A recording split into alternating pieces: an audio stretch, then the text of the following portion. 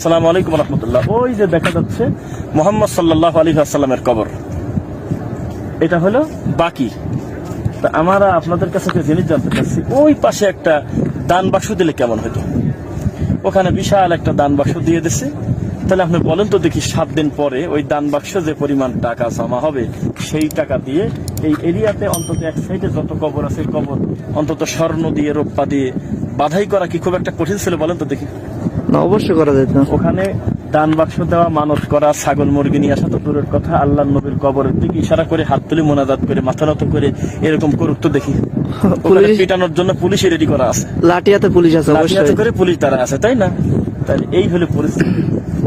আমরা কি বুঝে কি করে আমরা ছাগল মুরগি গরু বাছুর নিয়ে পীর ফকিরের দরবারে চলে যাচ্ছি? কোথাকার কোন বলদ মরে গেছে, কে কবর নিচে আসে কি না আসে, অথচ 3 তলা 4 তলা কবর হয়ে যাচ্ছে, সেখানে মানুষ উদ্দেশ্য করে যাচ্ছে, মানত করে করে গরু ছাগল দিয়ে আসতেছে।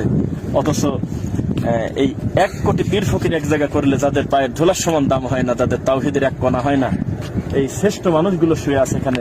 ইমাম মালিক রাহিমাহুল্লাহর মতে 10,000 সাহাবী শুয়ে আছে। সুবহানাল্লাহ।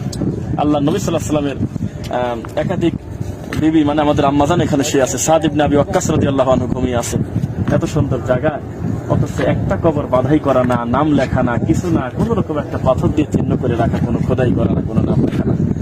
তা আমরা আপনাদেরকে বলতেছি, বিন্দু মাত্র আল্লাহর ভয় যদি থাকে, যেই কবর আপনার দাদা উঁচু করছে আপনি পিটায়ে সমান করে দেন। আল্লাহ নবী সাল্লাল্লাহু আলাইহি ওয়াসাল্লাম তার জামাই আলী রাদিয়াল্লাহু আনহুকে যে আদেশ করছিল, তুমি উঁচু কবর ভেঙে দাও, ছবি মূর্তিকে খানখান করে দাও, সেই নীতিতে আপনারা ফিরে আসেন যদি বাঁচতে চান। আর যদি মনে করেন যে না, বাপের কবরে পিটানি শুরু হয়ে যাক, তাহলে ভালো কবর মাটির মতো আছে, একটু পাকা করে দিয়ে দেন। শিক্ষা গ্রহণ করেন, এটা আপনাদের দেখাচ্ছি।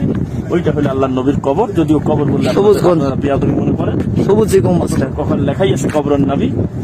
আপনারা যেটাকে বলতেছেন রওজা মোবারক, ওটার আসলে রওজা না, মা বাইনা বাইতি ও মিম্বারি রওজা তুমি ইংরেজির জানা, ওখানে লেখাই আছে রওজা কোনটা। আর এটা হলো বাকির কবরস্থান থেকে আপনাদেরকে আমরা দেখাচ্ছি।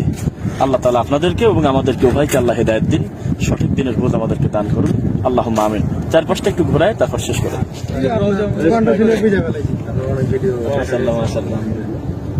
আমরা তো রাজশাহী, আপনি তো রাজশাহী। আলহামদুলিল্লাহ।